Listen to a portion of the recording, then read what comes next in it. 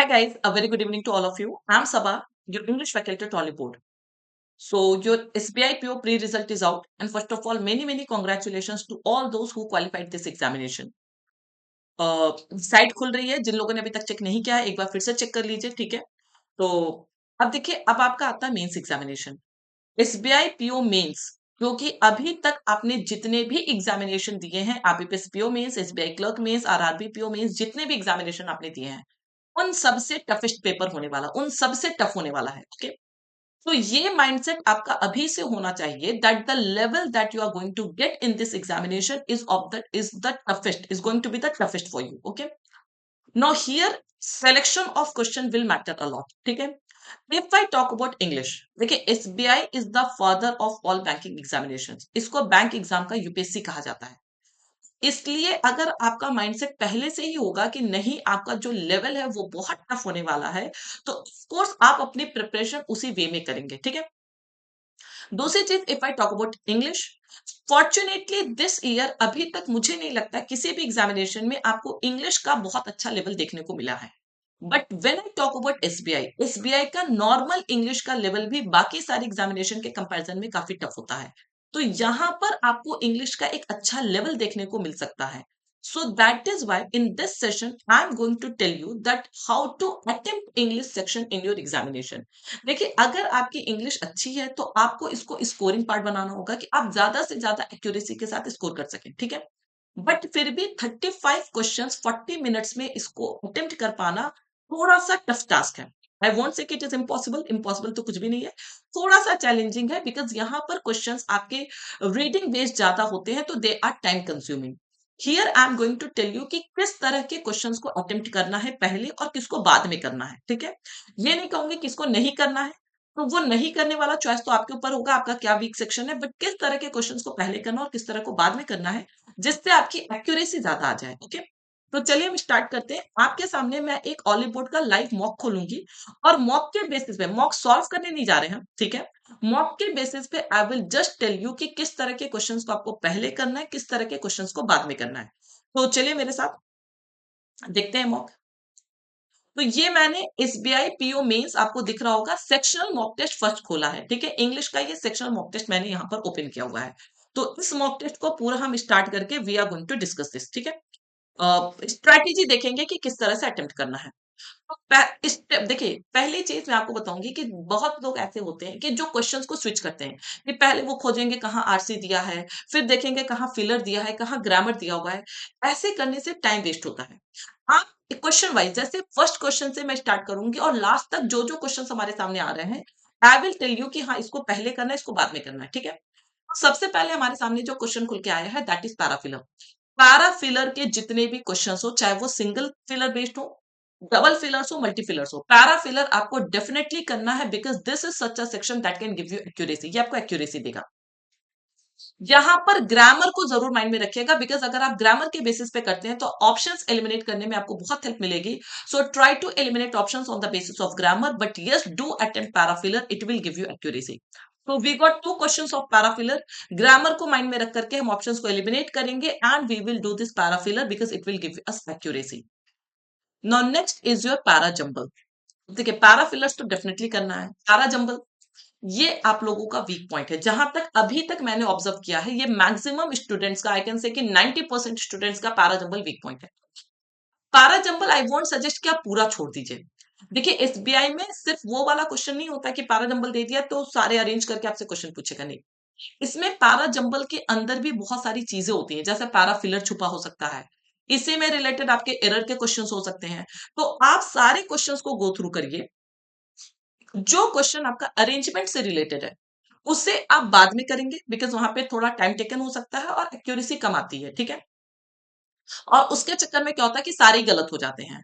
तो negative marking हमें बिल्कुल अवॉइड करनी है। We do not have to attract negative marking. तो आप इसमें पहले देखिए किस तरह के क्वेश्चंस हैं। तो जो अरेंजमेंट बेसिस पे क्वेश्चंस होंगे वो आप लास्ट में करेंगे, बाकी जो नॉर्मल क्वेश्चंस होंगे वो आप डेफिनेटली करेंगे।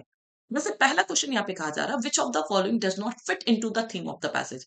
तो थीम में क्या फिट नहीं होता, एक बार पूरा सेंटेंस पढ़ेंगे, पता चल जाएगा कि हाँ, कौन सा सारे रिलेटेड है, कौन सा ऑड वन आउट है। तो ये ऑड वन आउट वाला जो पैरा जंबल होता है, जिसमें एक सेंटेंस जो थीम पे फिट नहीं होता, वो आप डेफिनेटली करेंगे, ओके? नेक्स्ट क्वेश्चन आपका अरेंजमेंट बेसिस पे है, इसको लास्ट में हम देखेंगे, ठीक है? अगर हमारे पास टाइम होगा तो हम देखेंगे, अदरवाइज हम छोड़ देंगे। फिर भी अरेंजमेंट है, नेक्स्ट क्वेश्चन भी अरेंजमेंट है, छोड़ देंगे। देखिए इससे रिलेटेड 5 क्वेश्चन है। तो एक क्वेश्चन पहला हमने किया, ये 2 क्वेश्चन हम बाद में देखेंगे अगर हमारे पास टाइम होगा तो। Then next comes your inference. अब देखिए ये इन्फरेंस वाले क्वेश्चन तो आप कर सकते हैं, बिकॉज़ यहाँ पर सिर्फ सक्सेस बी का क्या इन्फ्लुएंस होगा वो आप ज़रूर करिए। इन्फ्लुएंस में हमेशा ये ध्यान रखिएगा कि जो चीज़ हिडन होती है, जो डायरेक्टली स्टेटेड होती है, वो कभी इन्फ्लुएंस नहीं होती है। इन्फ्लुएंस हमेरा हमेशा पूरा पैसेज पढ़ करके आपको क्या मीनिंग निकल रहा है, दैट इज़ योर इन्फ्लुएंस। तो हमेशा जो डायरेक्ट जो चीज़ें साफ-साफ पैसेज में लिखी गई हैं, उसको पहले एलिमिनेट कर देंगे अगर आप, तो इन्फ्लुएंस आप इज़िली कर सकते हैं। इन्फ्रेंस वाले क्वेश्चंस करने के लिए आपने पैसेज पैराग्राफ पहले ही पढ़ रखा है, ठीक है? ऑड वन आउट के केस में आपने पैराग्राफ पढ़ रखा है, तो इन्फ्रेंस वाले क्वेश्चंस भी आप आराम से कर सकते हैं। तो डू दिस आल्सो। ओके। फिर देखिए नेक्स्ट क्वेश्चन भी आपका आरसी, जैसे ये आरसी बेस्ड हो गया कि ये पैराग्राफ जब आप अरेंज करेंगे तो एक पैराग्राफ फॉर्म करेगा, ठीक है? अगर आप अरेंज नहीं भी करते हैं तो आपको एक ओवरऑल मीनिंग समझ में आ रही होगी, और उस मीनिंग के बेसिस पे आप ये क्वेश्चन डेफिनेटली अटेम्प्ट कर सकते हैं। तो ऐसे क्या होगा, 5 क्वेश्चन में से 3 क्वेश्चन आप कर लेंगे, सिर्फ 2 क्वेश्चन जो आपके अरेंजमेंट से रिलेटेड है, you will leave those 2 question जो आप बाद में देखेंगे, ठीक है? अब आते हैं नेक्स्ट सेक्शन पे। नेक्स्ट क्या है? ओहो! ये भी पैरा जंबल ही है। सेम प्रोसेस इसके लिए भी होगा। अरेंजमेंट वाले क्वेश्चन छोड़ देंगे, ठीक है? अब देखिए इसमें एक पैरा सेंटेंस अरेंजमेंट दिया हुआ है, जहां पर एक सेंटेंस को जम्बल किया गया है जिसको आपको अरेंज करना है। So reordering of words in a sentence that you should do, ये वाला क्वेश्चन कर लीजिएगा, और जो पूरा पैरा जंबल से रिलेटेड है उसको छोड़ दीजिएगा, बिकॉज यहाँ पे ऑप्शंस होते हैं, आप बहुत इजीली कर सकते हैं। तो ये वाला क्वेश्चन भी आपको एक्यूरेसी देगा। तो इससे क्या होगा, देखिए एक एक नंबर बहुत इंपॉर्टेंट है, ठीक है? एटलीस्ट आपको यहाँ से एक नंबर मिल जाएगा, you should do this. Okay, इस तरह के क्वेश्चन आपको करने पड़ेंगे, कर लेंगे आप, ठीक है? फिर जो भी अरेंजमेंट से रिलेटेड है that we will see later, अगर हमारे पास टाइम होगा तो डेफिनेटली हम गो थ्रू करेंगे। Okay. Now comes your spotting error. Grammar तो मेरे अकॉर्डिंग आप करके आएंगे। देखिए अगर आप लोग मेरे सेशन में रेगुलर हैं, ठीक है, या अगर रेगुलर नहीं है, still I will suggest you all कि जो लोग रेगुलर नहीं है, कल से मैं एसबीआई पीओ की सीरीज लेकर के आ रही हूँ सुबह 9 बजे ऑलिव बोर्ड यूट्यूब पे। Definitely go through that series, it will help you a lot, ठीक है? और जो लोग रेगुलर हैं, तो ऑफ कोर्स यू नो कि ग्रामर आपकी काफी इंप्रूव हो गई है, तो आपको ग्रामर वाले क्वेश्चंस तो डेफिनेटली करके आने ही आने हैं। ओके, चाहे वो एरर डिटेक्शन हो, फ्रेज रिप्लेसमेंट हो, या फिलर्स हो, क्योंकि फिलर्स में भी grammar plays a very very important role. Okay, so you will definitely do these question, because ये कम टाइम में एक्यूरेसी देंगे। Now next comes your this. देखिए ये इस तरह के क्वेश्चन टोन बेस्ड होते हैं, जहां पर एक पैसेज देकर के आपसे पूछेगा कि किस तरह के वर्ड सिचुएशन को या इस पैसेज को डिस्क्राइब कर सकते हैं, ठीक है?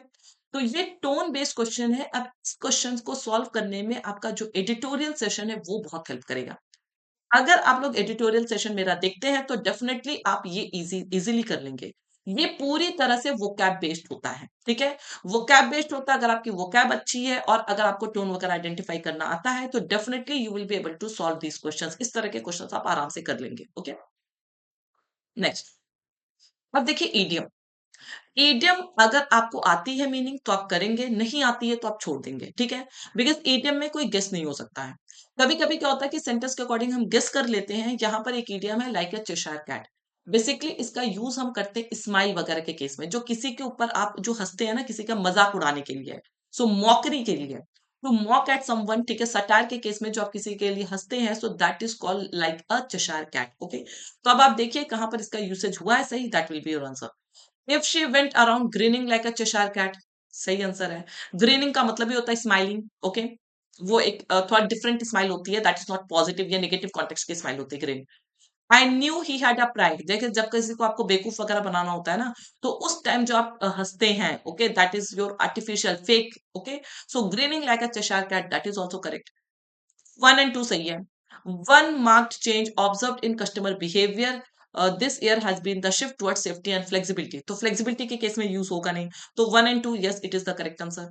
अच्छा, एक चीज इसमें जरूर ध्यान से देखिएगा कि कभी कभी क्या होता है कि आपसे करेक्टली पूछता है, कभी इनकरेक्ट यूसेज पूछ लेता है। अब जैसे अगर आपसे पूछता है इनकरेक्ट यूसेज, तो आंसर हो जाता ओनली 3, बट यहाँ पे फॉर्चुनेटली करेक्ट यूसेज पूछा तो आपका आंसर 1 and 2 हो गया। तो कभी कभी डायरेक्शन पढ़ने में भी हम लोग गलती कर देते हैं, ठीक है?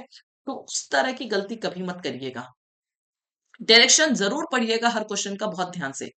करना क्या है, दैट इज वेरी इंपॉर्टेंट। पता चला पूछा है करेक्ट सेंटेंस कौन सा, आपने इनकरेक्ट मार्क करके आया। पूछा इनकरेक्ट कौन सा, आपने करेक्ट मार्क करके आया। तो ये वाली मिस्टेक आपको नहीं करनी है। You have to give time to read directions also. Okay, now this question is also very important. इस तरह के क्वेश्चंस भी आप करेंगे जहां पर एक सेंटेंस दिया हुआ है और आपसे पूछा है, इसके सामने तीन ऑप्शन दिए गए हैं और आपसे पूछा है कि कौन सा सेम मीनिंग बेयर करता है। ओके, तो इसमें your reading skill is required.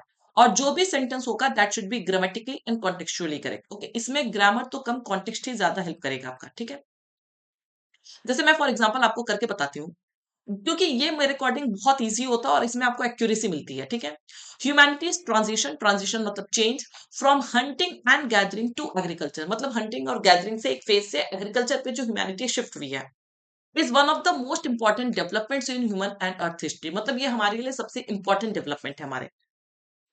तो अगर हम इसे देखें, of all the events in the history of human and earth, the change of human race from hunting and gathering to agriculture is one of the prominent ones. तो first तो definitely correct है, ये जाएगा। One of the most significant growths in the history of Earth and humans is the humanity's changeover, correct है, from hunting to gathering to agriculture। अब देखिए यहाँ पे कितना माइन्यूट सा डिफरेंस है, सिर्फ एंड की जगह टू दे दिया है और ये चेंज हो गया। देखिए अगर आप बोलते हैं hunting to gathering to agriculture, मतलब तीन जगह शिफ्ट हो रहा है। और जबकि ओरिजिनल सेंटेंस में हंटिंग और गैदरिंग को वो एक फेज की तरह, एक एरा की तरह दिखाया गया है, और हंटिंग और गैदरिंग से डायरेक्ट हम चेंज किस पे हुए, एग्रीकल्चर पे। तो ये यहाँ पे तीन डिफरेंट फेजेस को कर रहा है, so second is wrong. Third देखते हैं, the human species has seen many developments. Among them, its move from hunting and gathering, correct, to agriculture, correct, is considered one of the major advances. So yes, one and third both will fit into the context. Answer is A. ये आराम से होगा।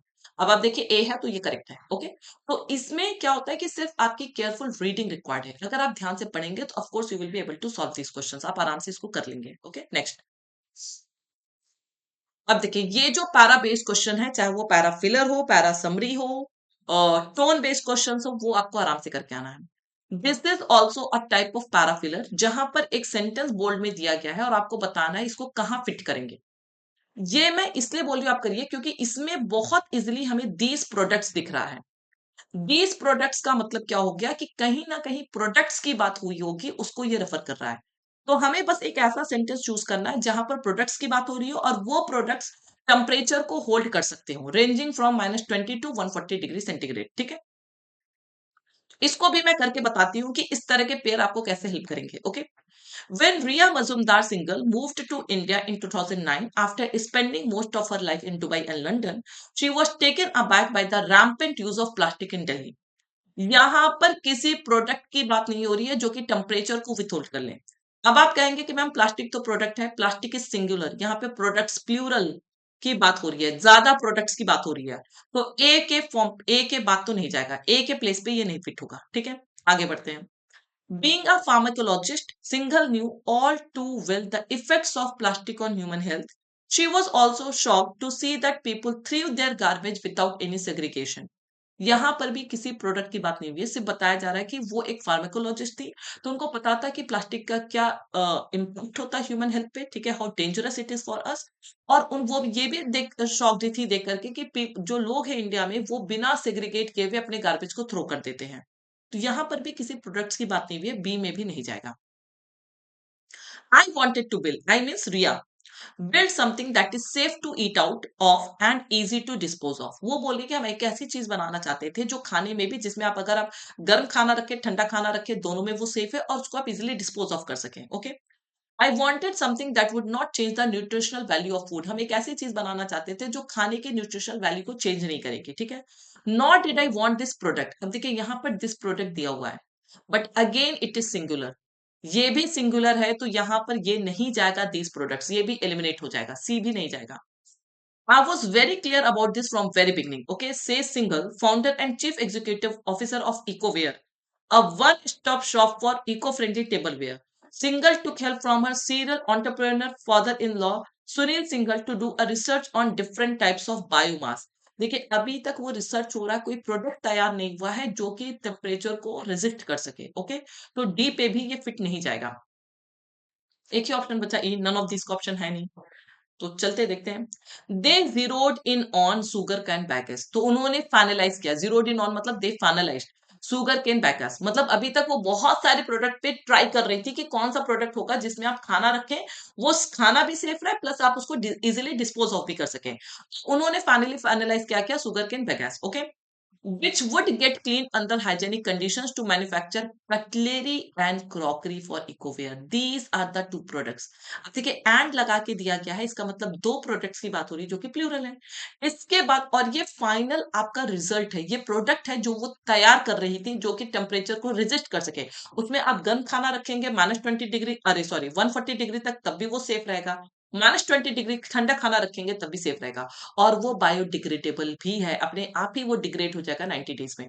Yes, तो C will be the answer. Got it. तो इस तरह के जो लिंक है ना, ये बहुत हेल्प करेंगे आपको ऑप्शन से एलिमिनेट करने में।